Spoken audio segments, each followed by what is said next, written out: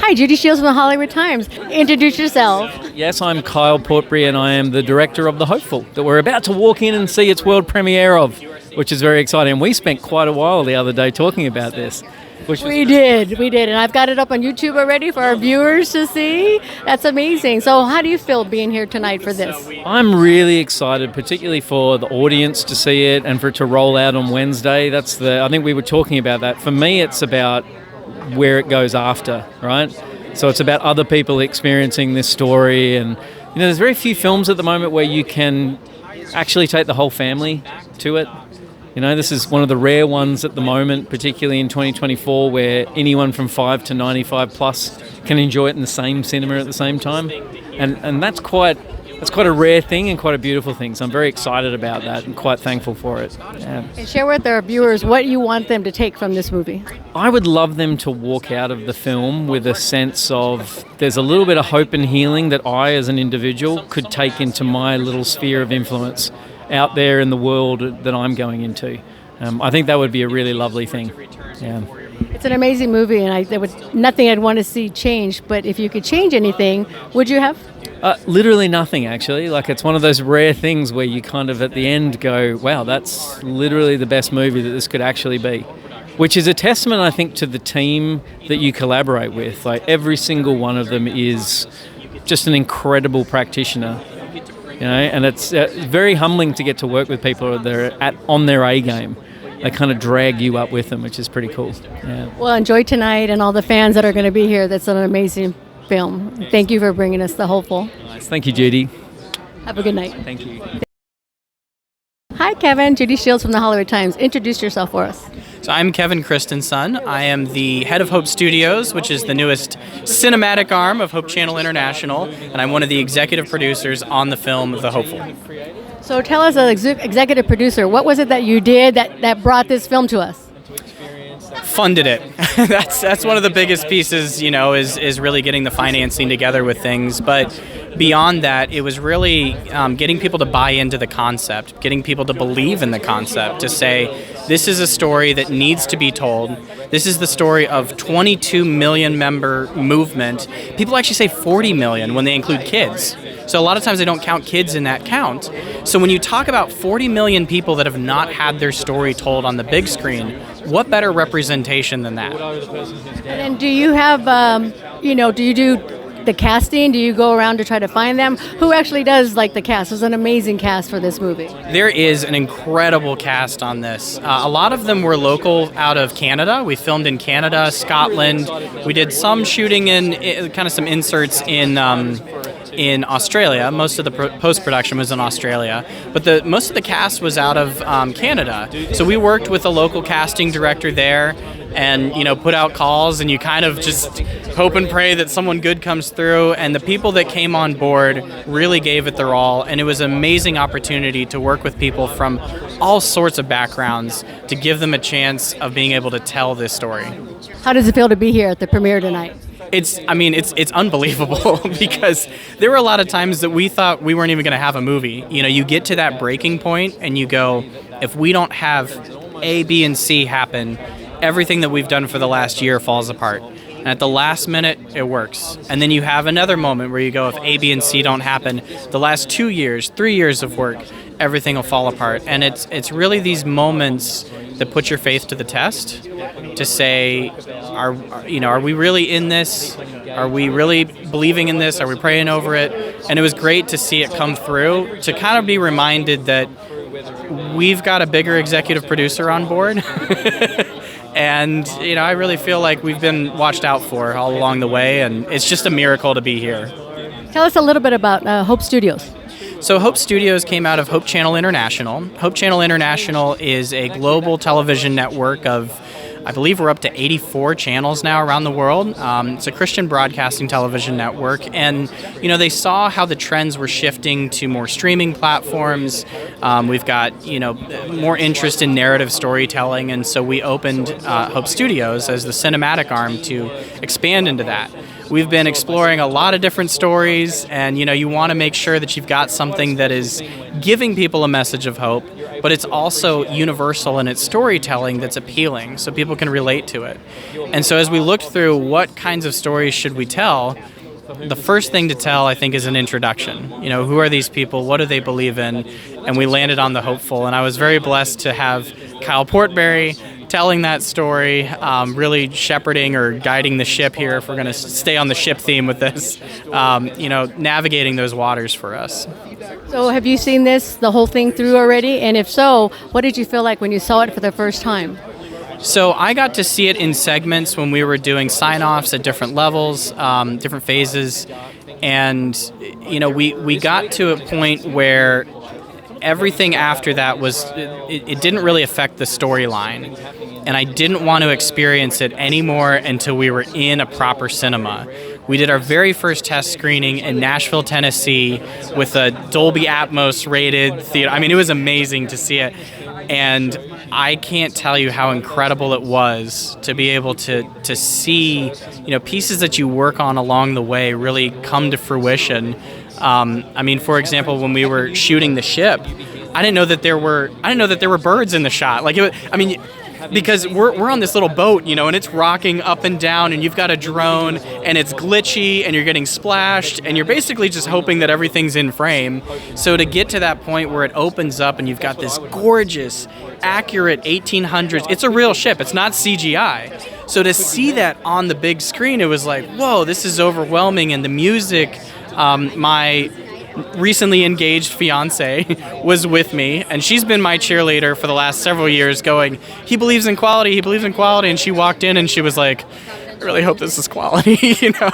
So for me, it was very personal to be able to look over and see her in tears, seeing this come to fruition, and having something that I think everyone from all walks of life are going to find some piece that they connect with and ultimately find hope. And then this is going to be shown on the 17th and 18th through Fandango. How do you reach out to Fandango? How does that work, the partnership with them? So we worked with Doxology. They were our marketing company, and they introduced us to a number of different people who eventually we ended up in conversation with Fathom. And Fathom Events was fantastic to work with because they really caught the vision with this.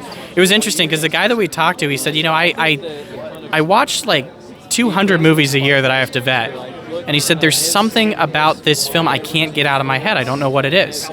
And one of the things was health.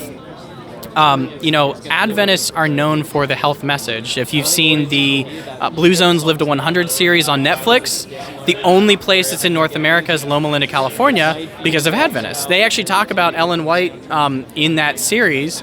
And so, the guy that was reviewing this, he's watching it and he's like, man, I didn't realize that started here and that started here. And in Australia, everyone eats wheat Bix for breakfast from the company Sanitarium, which was founded by Adventists. So there's a whole bunch of tie-in with all these little pieces that people go, wait a minute, I'm connected to that. And his girlfriend was very interested in health. And so he came back to us and he said, we've been talking about this movie over the dinner table and I can't get it out of my head. Can we talk some more? And here we are. So we're very excited to be working with them. Will our viewers be able to see it any other way other than going, they got to see it in the big theater, but yes, exactly. But will it be shown in theaters after the 17th and 18th? So if we get, a good turnout with the 17th and 18th, we're praying that then extends it. We do have some places that are already extending it over the weekend and into the following week. We've had an amazing turnout with pre-sales, with groups doing, buyouts with theaters. So the reality is it's a supply and demand world, So as much as we get demand, they will hopefully continue to supply. But like I said, we've got at least 10 cities already that have committed to extending it for a full week. And so we're very excited for people to see it there. And wherever it goes, you can always go to thehopefulmovie.com and you can find showtimes or where it's going.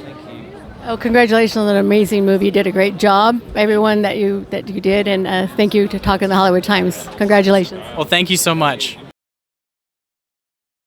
Hi, Judy Shields from the Hollywood Times. Go ahead and introduce yourself and the character you play in The Hopeful.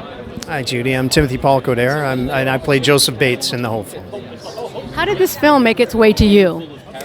I auditioned. I auditioned. I was living in Ottawa in Canada at the time, and the movie came to town, and I was sent sides for this character, and almost everything that I was reading him say, it was a speech to a gathering where he was, trying to rally people to not despair and to focus on what matters, and everything resonated with me. It was all the sort of my core beliefs about personal choice and individual freedoms and community and family and stuff. So yeah, it was just one of those sort of lined up, and then I read for Kyle in the room, and we just connected right away. So.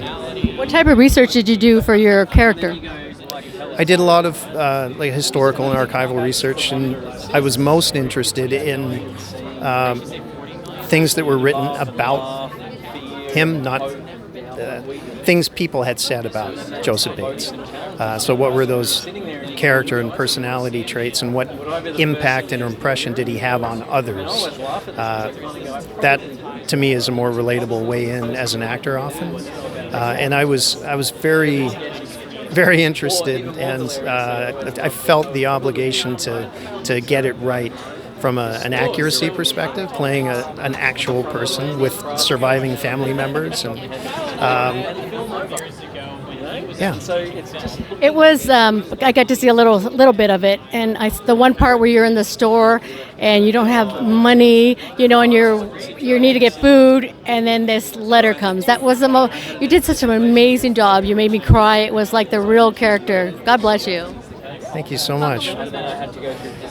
That moment, I think, is the most relatable piece for anybody. We all have our version of that. Nothing is working. No matter what I do, I don't know how I don't have a way out of this, and it arrives. It shows up. And I love the title now, right? I think that moment sums it up. If you reverse engineer it, and I'm remembering that day now. And it was such a beautiful environment. It was a real interpretive village that we worked at. So everything was there. Everything you see was actually there. It wasn't a set. So you didn't have to imagine anything. It was just that village in the 1800s. But it was that was a special day for sure. Does the costume that you wore, does that help you as an actor to play the character? Absolutely.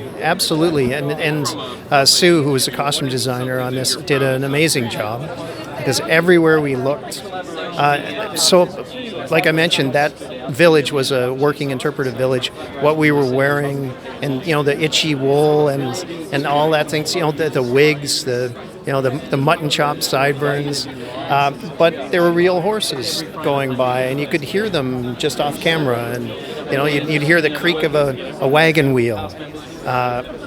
You don't have to imagine something that's not there, so it was incredibly helpful. Do you like playing the roles where it's about a true figure? This is to date the only one that I've done, and that was the first that I had, and it's the only one to date. I do love it. There's such a wealth of information, and like I was mentioning off the top, that what people say about this character, or this person rather, it's so informative, and it's just even the research stage was such a reminder that, for better or worse, we all leave our impressions and echoes, for who knows how long. We're talking about people who are no longer here, and celebrating choices they made, and empathizing with difficulties that they felt 200 years later, and that's pretty special. Yeah, it's like today we kind of complain about everything, and yet we make our choices, and the movie has so many messages, Don't you agree? I really do. And I haven't seen this one. So I'm very excited to see how it's been recrafted and repackaged to be able to showcase all of those messages. So like other movies you've done, and then you know, like this one, you make the movie and then you go to see it. What do you expect, and how does it make you feel when you see what you think is there? I'm a filmmaker myself, and so I understand that it's going to be very different than it was on the day. Things will make it, things will not. Things will be colored by music and editing. But what I always hope for is stories like you just relayed, where there was a moment where you felt something real, and nothing else matters. That's why I do it. That's why everyone I know does it. I've been telling stories for thousands and thousands of years because that's how we relate to each other, and to be able to do it in a lasting way, that there are people I will never meet who will see this and have whatever their response to these moments in this film, and that's pretty special. How can our viewers find you on social media? They can find me on IMDb for sure. It's Timothy Paul Coderre, but I'm TP Coderre, or at TP Coderre on Instagram, and just Timothy Paul Coderre on Facebook as well. What are you currently working on? I'm currently working. I've been 2 days off production. I'm filming Final Destination 6 up in Vancouver right now. Yeah. Awesome. Well, thank you for taking the time talking to the Hollywood Times. Enjoy the movie. You will love it. You did an amazing job. Thank you. Hi, Jonas. Judy Shields from the Hollywood Times. How are you doing? So good to see you again. What have you been up to? So I've been traveling around the world making music, and tonight we're celebrating the premiere of The Hopeful, which I wrote the original songs for. So it's been an amazing journey. So how did Kyle find you to write these amazing 2 songs that you did? Oh, thank you. Kyle reached out to me 2 years ago, and he said, listen, I have this movie that it means a lot to me, and it would be so cool if you would write something for it. And he sent me like a rough of the film, a rough cut, and I ran up to the piano straight after because I just was so inspired, and I wrote Hope's on the Way, and then same day I wrote Made for You. So suddenly there was 2 songs, and I was like, which one shall I send? And my engineer said, send both. And then both ended up in the film, so it's been so special. They're amazing songs. Everything you touch is amazing. So how can our viewers are they out there to purchase? Yes, so Made for You is available now wherever people stream or listen to music. And the next single is coming out this summer, Hope is on the Way, and they can hear both in the movie, thehopeful.com. Is this the first time you're going to see it on the big screen? You know what? I've actually seen it at a preview, but this is the first time I'm seeing it in Los Angeles, my hometown. So I'm very excited to be here, and we've got so many great friends coming tonight to celebrate. Got my team here, so it's just going to be a wonderful night, and so glad that you guys are here too. I know. I'm so excited to see you, to meet you in person. And that's what we do. Yeah, so finally we can meet in person, and thanks for all the support. You guys have been so kind, always supporting music from the heart, which means the world. So are you working on something? What's coming up for you? Yeah, so really exciting stuff actually. This year working on another film as well, which we just released the short songs, the short film for it called Young David. It's a 5 episode. I wrote 2 of those songs, and then I'm working with a ton of different artists releasing music around the world actually. So it's a really exciting time, and more Jonas Myrin music is coming as well. So. And how is your family doing? You know what? They're doing really good. I took my mom to Japan. We went on a backpacking trip, and a nice backpacking trip. But we traveled around the whole country, and it was amazing. So finally, we can be together again after COVID. I mean, it was really a tough time there. But you just keep marching on and love each other and staying grateful for every day. So you get to spend a little bit more time here in LA than back? Yeah, I'm really excited. I'm actually here all month, which is a long time for me. It's like, wow, I'm here all month. So, yeah. All right, we'll have to pick up and have another interview with you, okay? All right, we'll do that. It's so good to see you again.